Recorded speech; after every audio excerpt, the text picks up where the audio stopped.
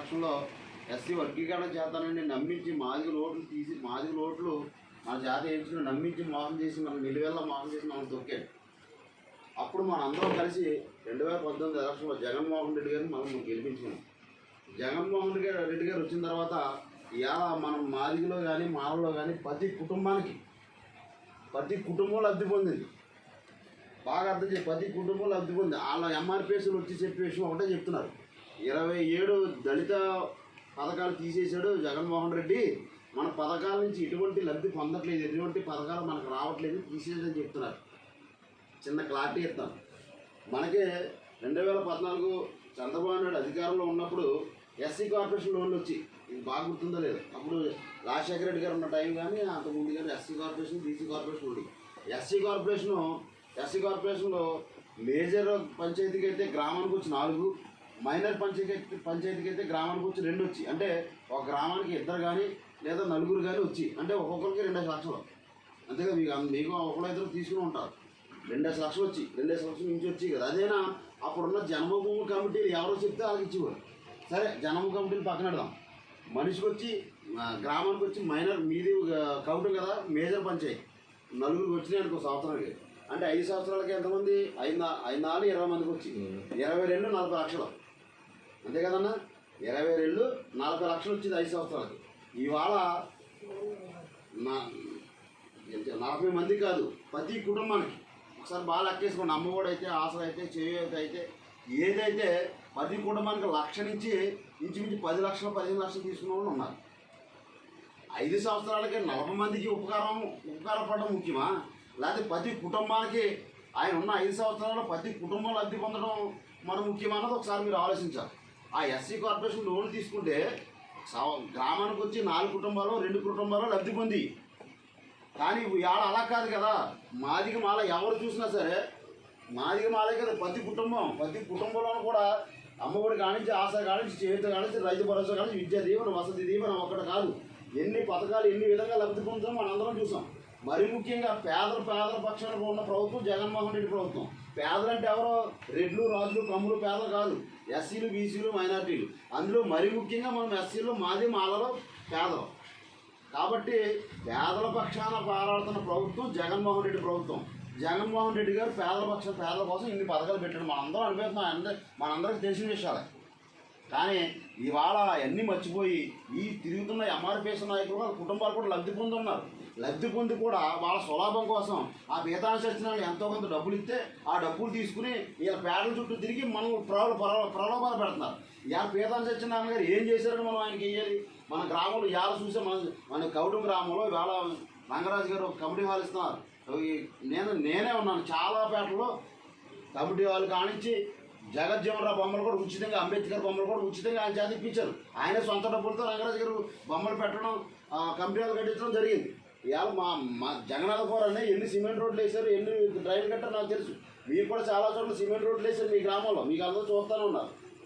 పేదల సత్యాన్ని గారు ఉన్నాను చెప్పి ఏమన్నా మనకు అభివృద్ధి చెందా? మన గ్రామంలో అభివృద్ధి చెందిందా? మన గ్రామంలో ఏమైనా సీసీ రోడ్డు ఉందా, లేకపోతే ఒక డ్రైనేజ్ ఉందా?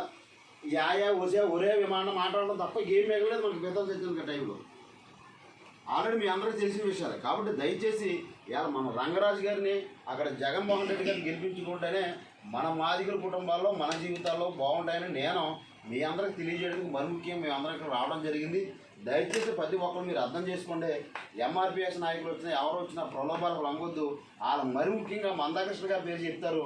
మందాకృష్ణ గారిని ఇదే చంద్రబాబు నాయుడు ఆంధ్రాలో రాకుండా తరిమి పుట్టి తెలంగాణ పంపించిన ఏ నాయకుడు చంద్రబాబు నాయుడు. అయినా సరే మందాకృష్ణ గారు మళ్ళీ ఏ విధంగా మళ్ళీ టీడీపీకి సపోర్ట్ చేయమన్నారో ఆయన విజ్ఞతగా వదిలేస్తున్నాం. ఎందుకంటే ఆయన మేము విమర్శించట్లేదు, కాకపోతే ఒకటే చెప్తున్నాం. మరి ఆయన ఏ విధంగా ఆయన ఆశపడ్డాడో, ఏం తీసుకున్నాడో చంద్రబాబు నాయుడు దగ్గర మనకైతే తెలియదు. కానీ ప్రతిసారి కూడా చంద్రబాబు నాయుడు సపోర్ట్ చేయడం, మోసపోవడం, మాదిగిలు మభ్యపెట్టడం జరుగుతుంది. కాబట్టి ఈసారి మళ్ళా అందరం మాదిగి మోసపోవద్దు. దయచేసి ఇక్కడ రంగరాజు గారు మనం గెలిపించుకుంటేనే డైరెక్ట్గా మీకు తెలుసు, మీకు చర్చ విషయంలో ఎంత మేలు చేశారో మీకు అందరికీ తెలుసు. అలాగే ఇంకో చర్చ కూడా ఇస్తాను ఇవ్వడానికి. మన ఆయన పేరు ఇస్రాయేల్ గారి చర్చ, ఆయనకి కూడా ఇస్తాను. ఇంకో మన ఇంకో బాలస్వామి ఏ పేరు, బాలయ్య గారు కూడా వచ్చి అడిగారు. ఇలాగ ప్రతి విషయానికి ఆయన నేనున్నాను, నేను చూసుకుంటాను, నేను చేసి పెడతాను అన్నారు.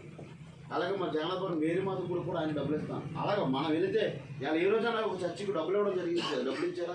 పెద్ద చచ్చాను గారు ఏ రోజైనా ఒక గుడికి డబ్బులు ఇచ్చాడా? ఎవరైనా ఆపదలు ఉంటే డబ్బులు సహాయం చేశాడు పెద్ద చచ్చాను గారు?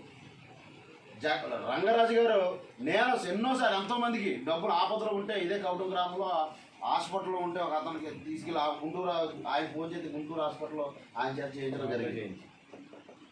మనకు కావాల్సింది మన మాదిగోళ్ళకి కావాల్సింది మనకి ఎకరాలు ఇచ్చేయక్కర్లేదు. మన కులపోళ్ళకి కానీ మాదికి మాలవులకి మనకు ఆపదలు ఉన్నప్పుడు లేదా హాస్పిటల్లో ఉన్నప్పుడు లేకపోతే మనకి ఆపదలు ఉన్నప్పుడు సాయం చేస్తే అదే గొప్ప. అలాంటి సాయం చేసి మహానుభావుడు ఎవరైనా ఉన్నారంటే చెరుకువాడ రంగరాజు గారు మాత్రమే. మరీ ముఖ్యంగా చెప్తున్నాను మీ అందరికీ, రంగరాజు గారు అంత మంచి వ్యక్తి, గొప్ప వ్యక్తి. నేను ఇప్పుడు వచ్చి నేను రాజకీయాల్లోకి వచ్చి ఇంచుమించు 10 సంవత్సరాలు అవుతుంది. 5 సంవత్సరాలు ఎంఆర్పీస్లో చేశాను, 5 సంవత్సరాలు ఇక్కడ ఇప్పుడు చేశాను. 10 సంవత్సరాలు ఇంత గొప్ప నాయకుని చూడలేదు. ఎందుకంటే పేదాన గారు ఎటువంటి వాడు, రంగరాజు గారు ఎటువంటి టాలీ చేసి చూస్తే అసలు రంగరాజు గారు కాలి గోటు కూడా సరిపడి పేదాన్ని చెప్తున్నారు. ఎందుకంటే పేదాన్ని చెప్తున్నారు ఎవలే వసే ఏ మాటలు తప్ప పేదలకు సాయం చేయాలని కానీ లేదా మాదిగోలు మరి ముఖ్యంగా మాదిగోల పట్ల ఎప్పుడు సానుకూలంగా లేడు.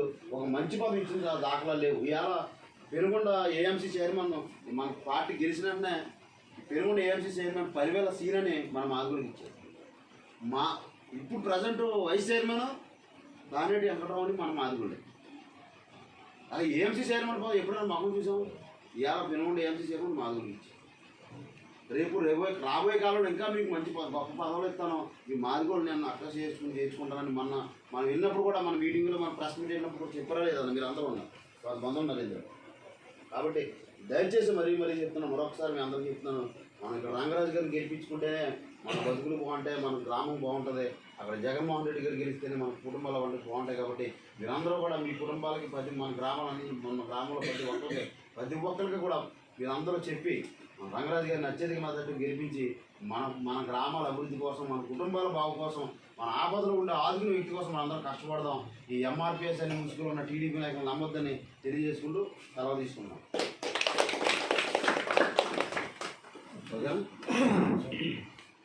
సరే.